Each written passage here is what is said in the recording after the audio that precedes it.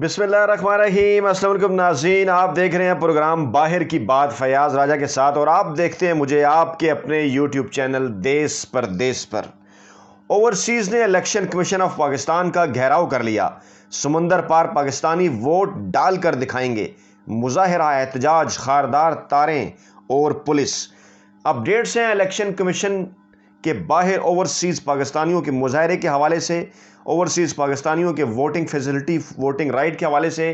اور ہمارا آپ سے یہ وعدہ ہے کہ اس پلیٹ فارم پر آپ کو تمام تر اپڈیٹ سے آگاہ کرتے رہیں گے۔ اور یہ معاملہ کس رخ کو جا رہا ہے، اوورسیز پاکستانی 2023 کے الیکشن میں اپنے ووٹ کا حق کیسے استعمال کریں گے؟ کیا انہیں پاکستان آنا پڑے گا یا وہ بیرون ملک بیٹھ کر اس سہولت سے فائدہ اٹھا سکتے ہیں؟ سپریم کورٹ اس حوالے سے احکامات ماضی میں جاری کر چکی ہے۔ اب الیکشن کمیشن اس کے اوپر کیا کر رہا ہے؟ اب تک یہ معاملہ کیوں نہیں ہو پایا؟ لیٹسٹ اپڈیٹ آپ کے سامنے رکھتے ہیں۔ پہلے شیئر کرتے ہیں جناب آپ کے سامنے خبر، اور پھر اس کا پورا بیک گراؤنڈ آپ کو بتاتے ہیں۔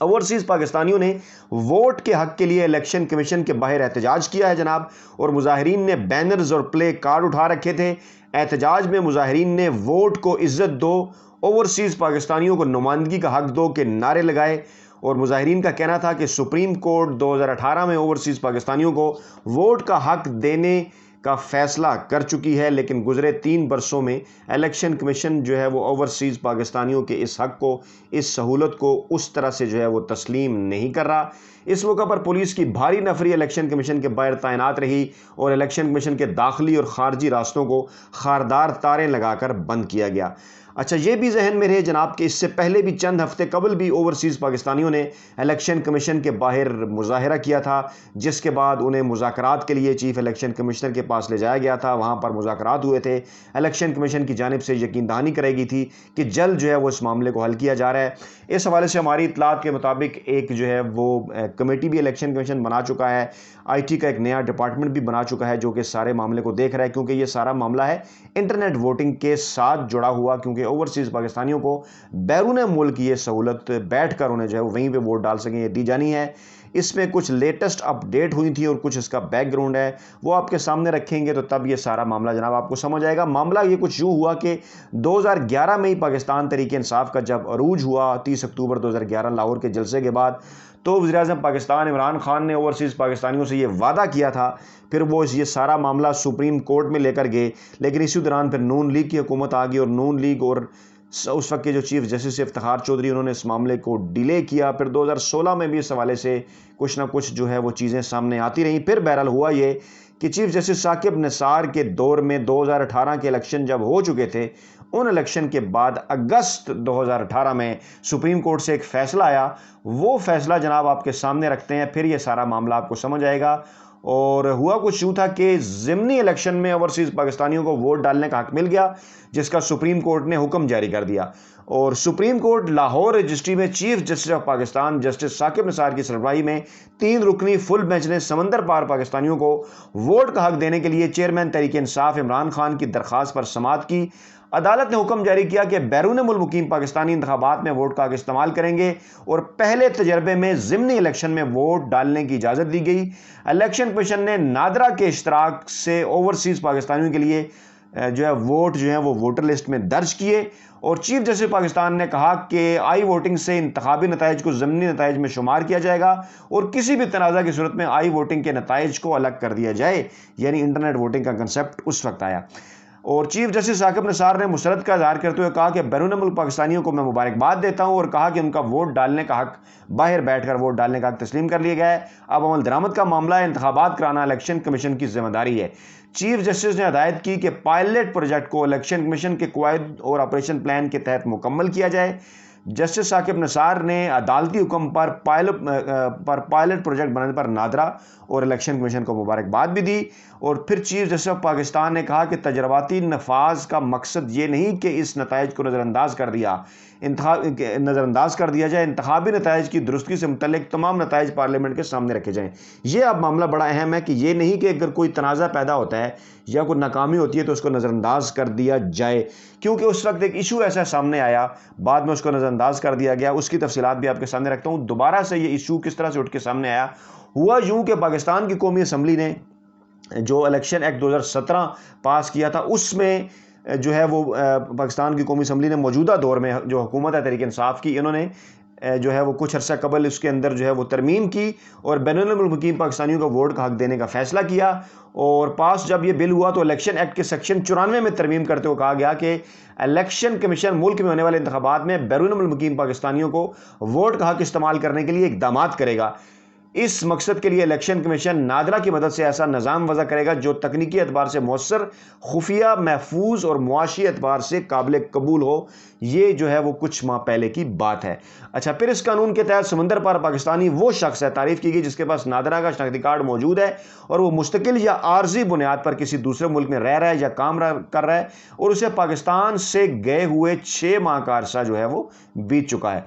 اچھا، پھر جناب سن 2017 میں ہونے والے انتخابی اصلاحات کے نتیجے میں منظور ہونے والے الیکشن ایکٹ میں سپریم کورٹ کے ایک فیصلے کی روشنی میں الیکشن کمیشن کو انٹرنیٹ ووٹنگ کے ذریعے ملک میں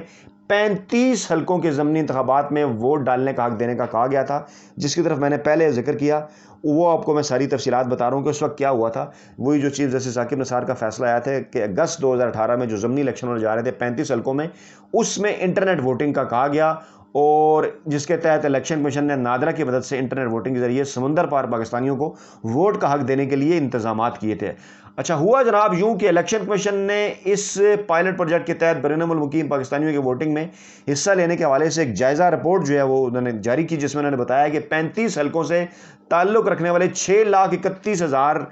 سے زائد ووٹرز میں سے صرف 7,364 ووٹرز نے خود کو ووٹ ڈالنے کے لیے رجسٹر کیا، جبکہ 6,233 نے ووٹ کاسٹ کیا، یعنی کہ یہ آپ دیکھ لیجئے ایوریج کے 5% سے بھی بہت کم بنتی ہے۔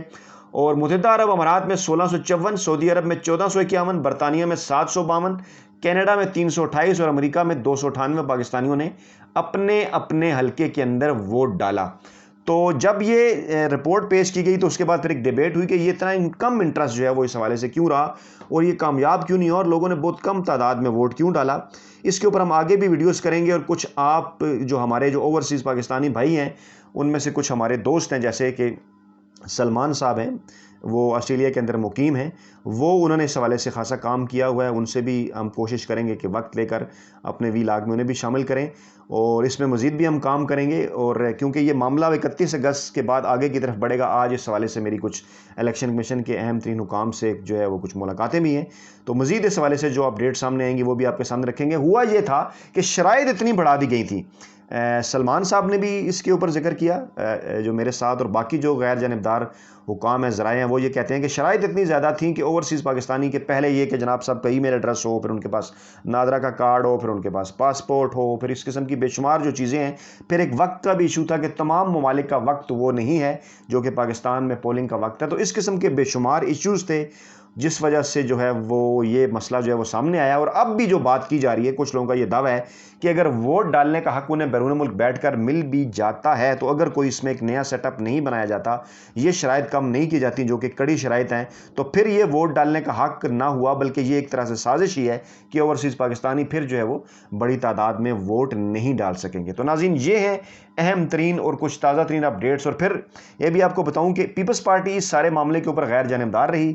لیکن نواز لیگ اور مولانا فضل الرحمان کی جانب سے شدید مخالفت سامنے آئی۔ یہ ایک بہت بڑا سوال ہے کہ نون لیگ اور مولانا فضل الرحمان اس کی شدید مخالفت کیوں کر رہے ہیں۔ مولانا فضل الرحمان نے تو تقریباً مذاق اڑایا کہ ہم جہازوں میں جا کر کیسے وہاں پر کمپین چلائیں گے، باہر جا کر اپنے ووٹرز کے پاس، حالانکہ آج کل تو انٹرنیٹ کا زمانہ ہے، کہیں بھی بیٹھ کر آپ کمپین چلا سکتے ہیں۔ پھر اسی طرح احسن اقبال نے اس کے خلاف بڑی جو ہے وہ بات کی، اور انہوں نے کہا کہ نہیں جناب، ان کو نہیں پتہ، ملکی سیاست کا ہی ان کو نہیں پتہ،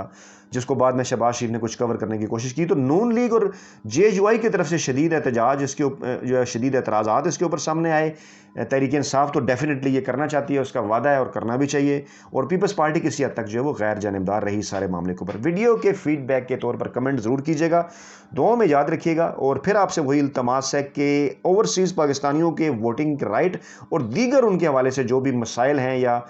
جو بھی معاملات ہیں، اس حوالے سے آپ کا اپنا یہ پلیٹ فارم ہے، اور الحمدللہ ہم اس کو سب سے بڑا پلیٹ فارم بنائیں گے دیس پردیس کو۔ چینل کو سبسکرائب کر لیجئے، بیل آئیکن کا بٹن بھی پریس کر دیجئے کہ اپنے دوست احباب کے ساتھ بھی شیئر کیجئے تاکہ ہر نئی آنے والی ویڈیو آپ کو سب سے پہلے پہنچ سکے۔ اپنا بہت خیال رکھیے گا، دعاؤں میں یاد رکھیے گا۔ نئی ویڈیو کے ساتھ جلد آپ کی خدمت میں حاضر ہوں گے۔ اللہ نے کے بعد۔